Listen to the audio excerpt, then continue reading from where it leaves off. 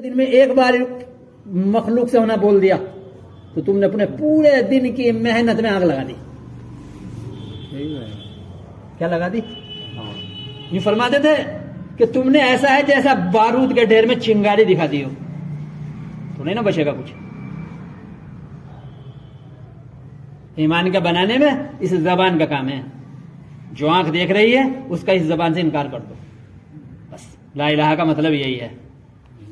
नहीं तो यहां फितने में डाल देती है आदमी को, क्योंकि यो तो दिखलावेगी मखलूक से होना और कलमा बतलावेगा मखलूक से ना होना।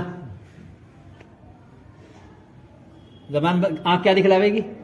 मखलूक से होना दिखलावेगी, जमीन से गल्ला दिखलावेगी, आसमान से बारिश दिखलावेगी, रोटी से पेट भरना दिखलावेगी, दवा से शिफा का मिलना दिखलावेगी, दुकान से माल का आना दिखलावेगी, माल से चीजों का आना दिखलावेगी, चीजों से जरूरतों का पूरा होना दिखलावेगी। आंख तो ये दिखलावेगी।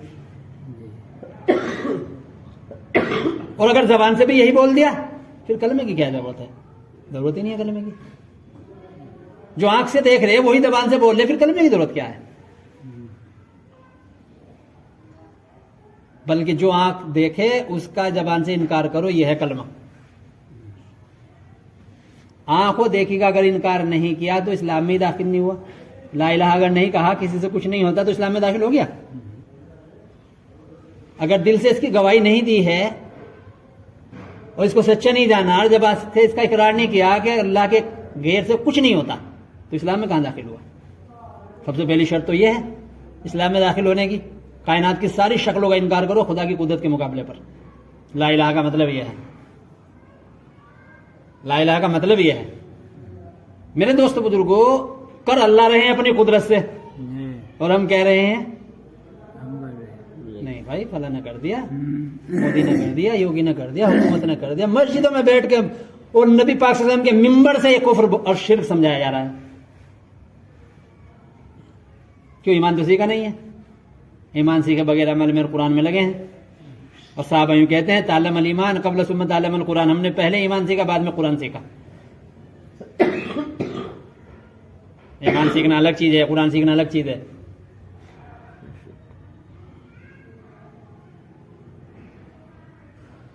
मक्की सूरतें में गौर करोगे, 86 सूरतें उतरी हैं मक्के में, वो सारी तौहीद की और खुदा की कुदरत की और पिछले वाकयात। देखो हमने मूसा अलैहिस्सलातु वस्सलाम को कैसा पानी में बगैर किश्तियों के और बगैर पुल के पार कर दिया, और हमने उनके लिए 40 साल तक आसमान से खाना उतार के खिलाया। और नूह अलैहिस्सलातु वस्सलाम को हमने कैसे अजाब में बचा के दिखाया, इब्राहिम अलैहिस्सलाम को कैसे हमने आग में बचा के दिखाया। सारे वाकयात ये बयान किए गए हैं मक्के में, और खिताब किया गया या अय्युहन्नास। कहीं नहीं कहा अल्लाह पाक ने ईमान वालों, बदर से पहले कहीं नहीं कहा है। तो हमें धोखा लगा है। क्या लगा हमें? अल्लाह की कसम धोखा लगा कि ईमान तो अंदर है ही मौजूद, ये धोखा है। और साथ ही कहते भी यही हैं बैठते, अल्हम्दुलिल्लाह अल्लाह ने हमें ईमान दिया। किसको नहीं दिया भाई? किस पर जुल्म किया अल्लाह पाक ने? किसको नहीं दे के भेजते हैं ईमान? कोई बच्चा पैदा होता है जिसको ईमान ना दे के भेजते हो? उस ईमान के धोखे में है मुसलमान आज। मैं आज उस ईमान के धोखे में हूं जो अल्लाह सबको दे के भेजते हैं। जो बच्चा भी दुनिया में पैदा होता है, चाहे हिंदू के घर में हो, यहूदी के घर में हो, ईसाई के घर में हो, वो ईमान के नूर के साथ पैदा होता है। लेकिन वो ईमान का नूर बालिग होने तक रहता है बस। बालिग होने से पहले मर जावे तो कहां जाएगा आदमी? सीधा जन्नत जाएगा। चाहे बालिग होने तक उसने बुत के सामने यूं किया हो, पूरी 15-16 साल जितने दिन में बालिग होता है, पूरे वो 1 सेकंड के लिए ना हटा बुत के सामने से, उसी को खुदा मान रहा हो, लेकिन मर गया बालिग होने से पहले, जन्नत जाएगा सीधा।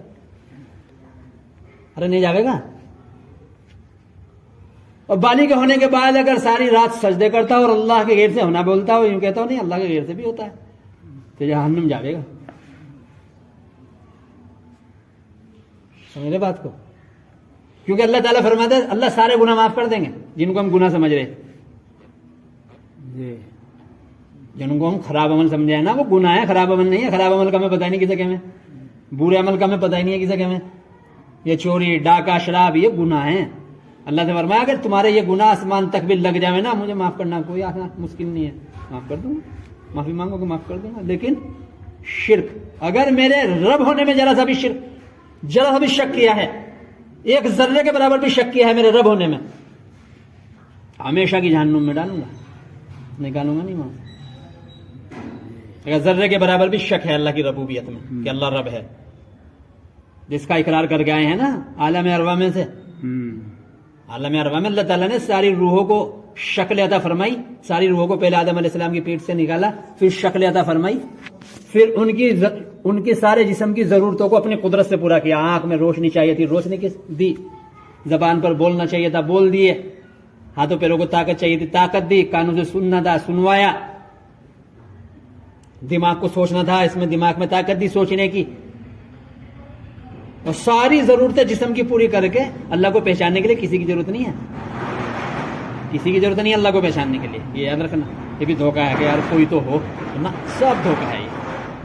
अल्लाह को पहचानने के लिए ये जिस्म दिया अल्लाह पाक ने, इससे पहचान रब को पहचानने के लिए जिस्म है। कौन है जबान पे बोल डाल रहा है, पहचानो रब को। कौन है कानों से सुनवा रहा है मुझे एक एक बोल, कौन है मुझे आंखों से दिखा रहा है, कौन है दिमाग में सोचना डाल रहा है, हाथों पैरों में ताकत डाल रहा है चलने फिरने की। इब्राहिम अलैहिस्सलाम ने जिस्म से पहचाना। कोई किताब आई थी उनके पास, कोई नबी आया था, किसी ने समझाया था, कहीं गश्त किया था, कहीं बयान हुए थे? अरे बालिग होने तक तो गार में रहे हैं इब्राहिम अलैहिस्सलाम, इनकी वालिदा गार में जन्म के आई थी इनको, वहीं पाला इनको बालिग होने तक।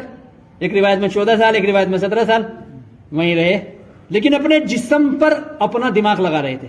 कौन है मेरी आंखों में रोशनी डाल रहा है, कौन है मेरे हाथों पैरों को बढ़ा रहा है, मेरी जबान पर बोल डाल रहा है, कौन है मेरा रब, कौन है? और जब इनकी वालिदा बालिग होने के बाद इनको घर ले गए हैं, सबसे पहला सवाल यही किया है जिसके बारे में दिमाग लगा रहे थे। हम दिमाग ही नहीं लगाते हैं, ये सवाल करेंगे पता नहीं क्या क्या। सबसे पहला आते ही सवाल अपनी अम्मी से यही किया, अम्मी मेरा रब कौन है? क्या ये थोड़ी ना कहा मेरा माबूद कौन है, मेरा अल्लाह कौन है, मेरा खुदा कौन है? क्या कहा? मेरा रब कौन है? किसे कहते हैं रब? रब कहते हैं जरूरतों का डालने वाला बगैर किसी सबब के, और जरूरत का पूरा करने वाला बगैर किसी सबब के, काहे से? अपनी कुदरत से। वो है रब। हमने रब को नहीं जाना। आज मुसलमान अल्लाह की कसम इसलिए परेशान है, रब को नहीं पहचाना, रब को नहीं जाना। नहीं, मुसलमान परेशान होता है कि 313 बने थे रब को पहचानने वाले, सारी दुनिया को झुका दे नहीं उनके सामने। मौलाना यूसुफ रहमतुल्लाह अलैह फरमाते थे हमको भीड़ ना चाहिए। भीड़ तो इसलिए इकट्ठी करते थे इज्तिमा में ताकि इनमें से किसी की समझ में आ जाए बात, बस ये थी बात। इज्तिमा का मकसद ये था। आज इज्तिमा को भी मकसद बना लिया। इज्तिमा भीड़ इकट्ठा करना मकसद नहीं था मौलाना रहमतुल्लाह अलैह का। भीड़ इकट्ठी इसलिए करते थे ताकि इनको ईमान समझाया जाए, और इनमें से एक आदमी भी समझ में आ गया ना, बस हमारा काम हो गया। कहीं किसी को पता चल जाए किसी कंपनी को कि ये पहाड़ है, इसमें हीरा है, एक आध हीरा निकलने के चांसेस हैं, पूरा पहाड़ खरीद लेगी, एक आध निकल जावे, बस हमारा काम हो जाएगा। मौलाना यूसुफ रहमतुल्लाह अलैह फरमाते थे ईमान समझाते थे तो ही समझाते थे, अल्लाह से होना समझाते थे, अल्लाह के गैर से ना होना समझाते थे, और ध्यान वाली नमाज समझाते थे, और फिर यूं कहते थे ऐसा बनने के लिए बताओ कौन कौन तैयार है। और यूं फरमाते थे अगर हमारी ये बातें समझ में आ रही हैं तो अल्लाह के रास्ते में चले जाओ इसको ऐसा बनने के लिए, और अगर ये समझ में ना आ रही है हाथ जोड़ के कहते थे मजमे से एक दिन तुम्हारा तबलीग में नहीं चाहिए, अपने घर चले जाओ, तुम नबी वाले काम को बदनाम करोगे, इससे अच्छा है दुनिया के कुत्ते बन के जिंदगी गुजारो। और अपने साथियों से फरमाया करते थे 20-20 साल हो गए तबलीग में लगे हुए, दिमाग टटोलो गोबर ही भरा हुआ है। असबाब कैसे पुजारी है? मौलाना यूसुफ रहमतुल्लाह अलैह फरमाते थे बुत परस्ती से निकलना आसान है, क्योंकि बुत बाहर है। बुत कहाँ है? बुत बाहर है। और फरमाते थे सबब परस्ती से निकलना मुश्किल है, क्योंकि सबब कहाँ है? सबब अंदर है। फरमाते थे गैरों का बुत उनकी आंखों के सामने है, मुसलमान का बुत उसके दिल में है। फरमाते थे कि अपने अंदर का बातिल तुम तोड़ लो, बाहर के बातिल को अल्लाह तोड़ देगा। इस तरह तोड़ देगा, इस तरह अंडे के छिलके को तोड़ा जाता है। तुम्हें जरूरत नहीं है तो अपना तोड़ो। जो हमारे दिल में बैठा हुआ ना कि नहीं, हाँ ठीक है, लेकिन देखो सोचो अगर मगर भाई ये भी तो है, ये बनाया क्यों है? फिर बनाया तेरे इम्तिहान के लिए है कि देखते हैं इसमें जाता है कि हमारी तरफ आता है। हाल डालेंगे, जरूरत डालेंगे जिस्म पर, यह देखने के लिए कि जिस्म पर आने वाली जरूरत की निस्बत किधर करते हो। बुखार आया, अल्लाह भेजेंगे बुखार, क्या भेजेंगे? बुखार भेजेंगे। क्यों भेजेंगे? यूं देखेंगे कहता क्या है, शिर्क कहता है या तौहीद कहता है? यही फैसला होगा बस। अल्लाह के नबी सल्लल्लाहु अलैहि वसल्लम ने गज़वा हुनैन से वापसी पर साफ कर दी बात। एक जगह पर डाउट डाला, रात को बारिश हुई, सुबह को आपने नमाज पढ़ाई। सुबह का एक वक्त आवेगा कि कुछ लोग काफिर हो जाएंगे, रात को सोएंगे सारे मुसलमान होंगे, सुबह को कुछ काफिर कुछ मोमिन।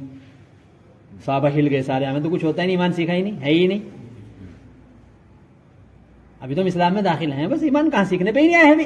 अरे सीखे तो जब आदमी सीखने की मेहनत में लगा हो, कोई तबलीग की मेहनत में लगाया, कोई चिल्ला लगाने की मेहनत में लगाया, कोई मदरसे में इल्म हासिल करने की मेहनत में लगाया, कोई खानका में जिक्र करने की मेहनत में लगाया, ईमान सीखने की मेहनत में कहाँ लगाया? साहबा यूं कहते हैं हमने पहले ईमान सीखा।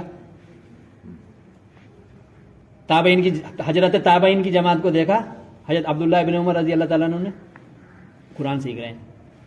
क्या सीख रहे? कुरान सीख रहे। कहा हम देख रहे हैं तुम कुरान सीख रहे हो ईमान सीखने से पहले। और हम में से हर एक ने, यानी हर साहबी ने जिंदगी का बड़ा हिस्सा इस पर लगाया है कि ईमान सीखा है कुरान सीखने से पहले। और तुम कुरान सीख रहे हो पहले ईमान सीखने से। इसका नतीजा यह है पूरा कुरान पढ़ जाते हो और तुम्हें यूं भी नहीं पता चलता अलहम्दु शरीफ के साथ आए थे तुम्हें किस चीज का हुक्म कर रही है, किस चीज से रोक रही है, रद्दी खजूरों की तरह से बखेर रहे हो। कहाँ सीखा हमने ईमान? नमाज सीखनी पड़ेगी भाई, नमाज सीखो, कुरान सीखो, अलहम्दु शरीफ सीखो, हज सीखो, ज़कात के मसाइल सीखो, और ईमान? अरे ईमान तो है ही, यह है धोखा। समझ रहे बात को? अरे भाई समझ में भी आ रही नहीं बात? मौलाना इलियास साहब रहमतुल्लाह अलैह फरमाते थे मुसलमानों ने गलत फहमी से समझ लिया है कि ईमान तो अंदर है ही मौजूद। बतलाओ, इस काम के बानी फरमा रहे। और आज हम क्या आगे बैठते, अल्हम्दुलिल्लाह अल्लाह ने हमें ईमान दिया है, तो कर दिया बेफिक्र सारे मजमे को ईमान सीखने से। अब तो ये सारे छोड़ होके जाएंगे मस्जिद से, अरे ईमान तो है हमारे पास, और जर्रे बराबर ईमान पर तो हो जाएगा मामला। और ऐसी मजलिस में बैठने पर मगफिरत हो जाती है और गुनाहों को नेकियों में बदल जाता। किन का? जिन्होंने ईमान सीख लिया उनके लिए है बधाई, धोखे में न रह जाए हम। ईमान सीखने की मेहनत है। ईमान की हमारी हर मजलिस ईमान से शुरुआत होनी चाहिए, और ऐसी बात होनी चाहिए ताकि मजमा को यूं लगे कि ईमान नहीं है अंदर में, ईमान सीखना है। अरे जब 100 रुपये हैं नहीं, जब ये यकीन हो गया है नहीं और जरूरत है 100 रुपये की, तो अभी तो कमाने की अब फिक्र में लगेगा। और जब पहले कहना है अरे है नहीं, डाल दिया दोगे में, अब खुला है, वो तो कब्र में जाके पता चलेगा है ही नहीं। वहां पता चलेगा कब्र में जाके भाई है ही नहीं, भाई धोखा लग गया। तो आलम रवा में अल्लाह ताला ने सारी जरूरतों को पूरा करके जिस्म की फिर सवाल किया था अलस्तु बि रब्बिकुम। जरा अपनी इब्तदा सोचो, वहां से चली आ रही है बात, वहां से चलेगी आलम रवा से। जब अल्लाह ताला ने सारी जरूरतें पूरी करके यूं कहा था अलस्तु बि रब्बिकुम, क्या मैं तुम्हारा रब नहीं हूं? मैं तुम्हारा रब नहीं हूं? क्या मैंने तुम्हारी जरूरतें पूरी नहीं की हैं जिस्म पर? मैंने तुम्हारी आंखों को रोशनी नहीं दी, मैंने तुम्हारी जबान को बोल नहीं दिया, मैंने तुम्हारे दिमाग में सोच नहीं दी, मैंने तुम्हारे हाथों को ताकत नहीं दी, मैंने तुम्हारे कान को सुनवाया नहीं? तो सारी जरूरतें पूरी की और फिर सवाल किया, तो अब सारी रूहों ने देखा हाँ जरूरतें पूरी अल्लाह ने की अपनी कुदरत से।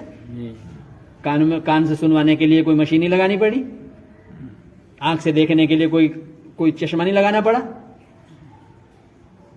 तो वहां सारी रूहों ने एक जबान हो गई कहा कालू वाला शाहिदना, हम गवाही देते हैं इस बात की आप हमारे रब हैं, आप ही ने हमारी जरूरतें पूरी की हैं, आप ही हमारी जरूरतें पूरी करते हैं।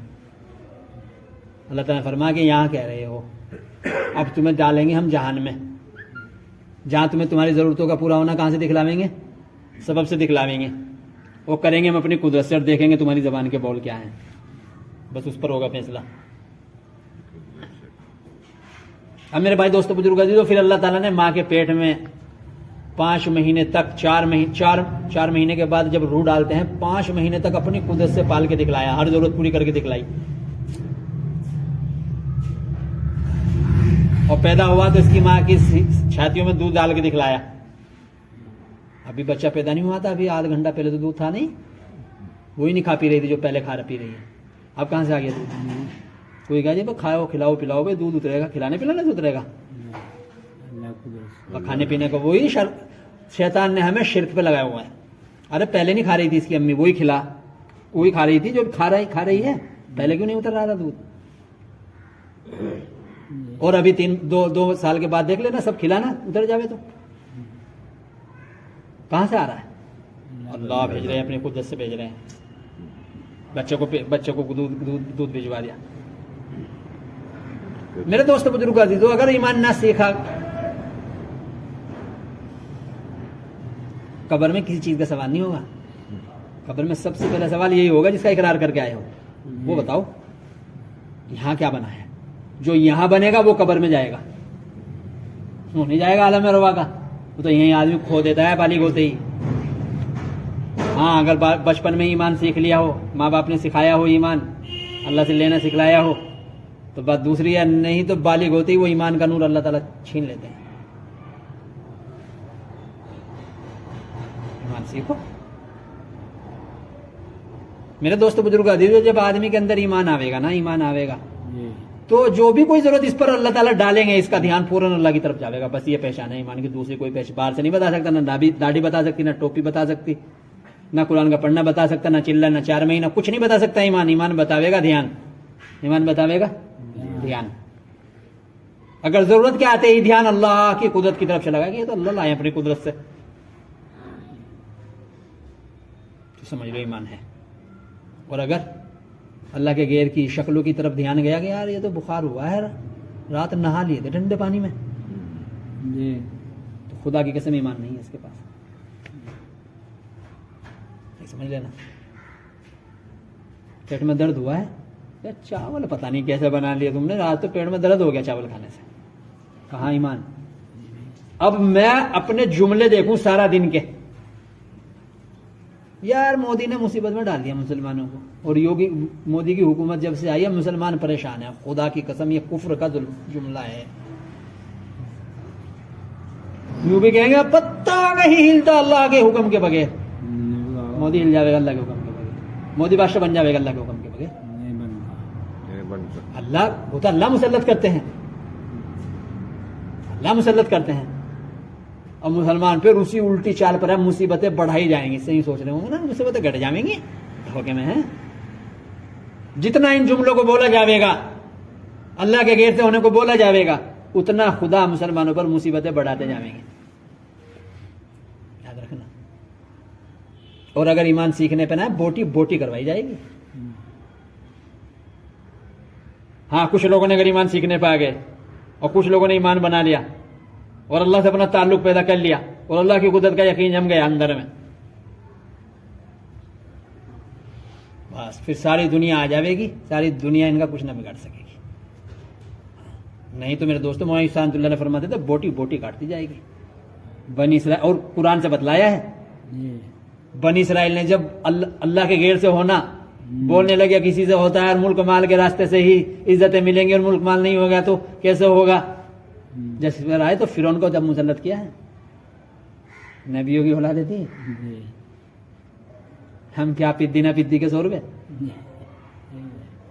नबियों की औलादों पर अल्लाह ने फिरौन को मुसल्लत कर दिया। 6 लाख बच्चे कत्ल कर दिए, अल्लाह को तरस नहीं आया। तो पिटाई छिताई गुलाम बना के रखता था, पेशाब करने भी नहीं जाने थे बगैर पूछे। अल्लाह ताला ने मूसा अलैहिस्सलाम को भेज के कलमे की तरदीद कराई, कलमे की तजदीद कराई। कहा रब अल्लाह को मानो। क्या कहा? अल्लाह को। कहने लगे हम तो रब अल्लाह को मानते हैं, हम तो रब अल्लाह को मानते हैं।